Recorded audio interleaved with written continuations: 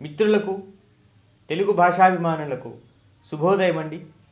గత వారం అంకంలో ఒక కుర్రవాడు పక్క వీధిలో ఉన్న వాళ్ళ అత్తయ్యను వాళ్ళ ఇంట్లో జరిగే శుభకార్యానికి పిలుచుకురావడానికి వెళ్తూ ఆ ఇంటికి ఎన్ని అడుగులు పడుతుంది అన్న విషయాన్ని కొంత మాట్లాడుకున్నాం. ఈరోజు ఆ అడుగుల లెక్క తన జీవితాన్ని ఏ విధంగా మార్చేస్తుంది, ఆ అడుగుల లెక్క తన జీవితానికి ఏ విధంగా ఉపయోగపడింది, తనను ఉన్నత శిఖరాలకు ఏ విధంగా తీసుకువెళ్ళింది అన్న విషయం గురించి కొంత మాట్లాడుకుందాం. ఏ శుభముహూర్తంలో పక్క వీధిలో ఉన్న వాళ్ళ అత్తయ్య ఇంటికి అడుగులు లెక్క పెట్టుకుంటూ వెళ్ళాడో కానీ అప్పటి నుంచి వాళ్ళ ఇంట్లో ఒక గది నుంచి మరొక గదికి వెళ్ళడానికి ఎన్ని అడుగులు పడుతుంది, అక్కడి నుంచి చివరికి 6-7 కిలోమీటర్ల దూరంలో ఉన్న వాళ్ళ బడికి కూడా వెళ్ళడానికి ఎన్ని అడుగులు పడుతుంది అని లెక్క పెట్టడం ప్రారంభిస్తాడు.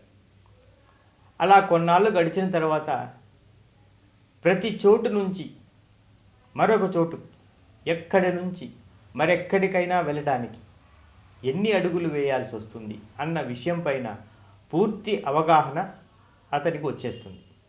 తరువాత ఒకరోజు అనుకోకుండా ఒక పని చేయడానికి ఎంత సమయం పడుతుంది, ఉదయం లేచిన దగ్గర నుంచి రాత్రి పడుకునేంత వరకు చేసి అన్ని పనులకు సంబంధించి ఎంత సమయం పడుతుంది, ఏ పనికి ఎంత సమయం అవసరమవుతుంది అన్న విషయం పైన పూర్తి అవగాహన సంపాదించుకుంటాడు.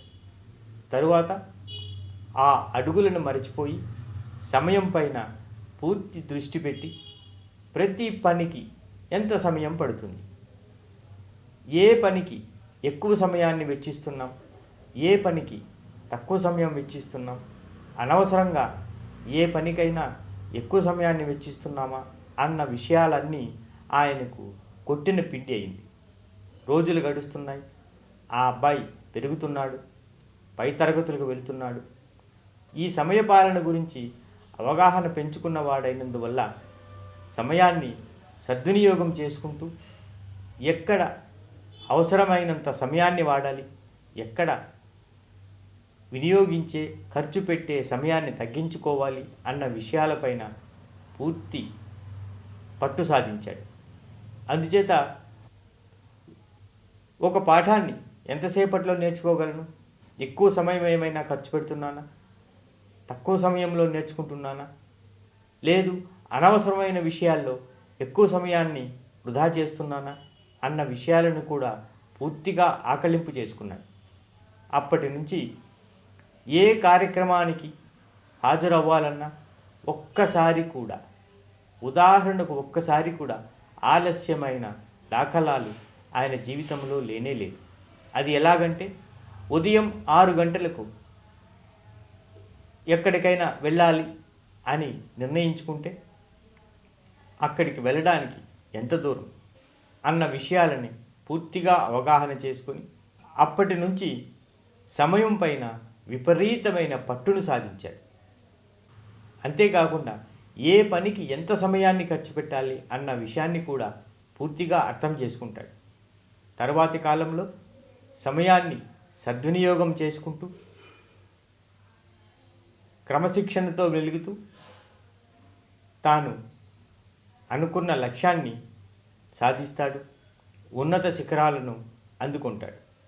ఏ శుభముహూర్తంలో ఈ అబ్బాయి అడుగులను లెక్క పెట్టాడో తెలియదు, కానీ తర్వాతి రోజుల్లో ఆ అడుగుల లెక్కను అడుగులపై నుంచి నిమిషాలపైకి మార్చుకున్న తర్వాత ఏ పనికి ఎంత అవసరమో అంతే ఖర్చు పెడుతూ సమయాన్ని సద్వినియోగం చేసుకుంటూ ఉన్నత శిఖరాలకు ఎవరు ఊహించనంత ఎత్తుకు ఎదిగాడు.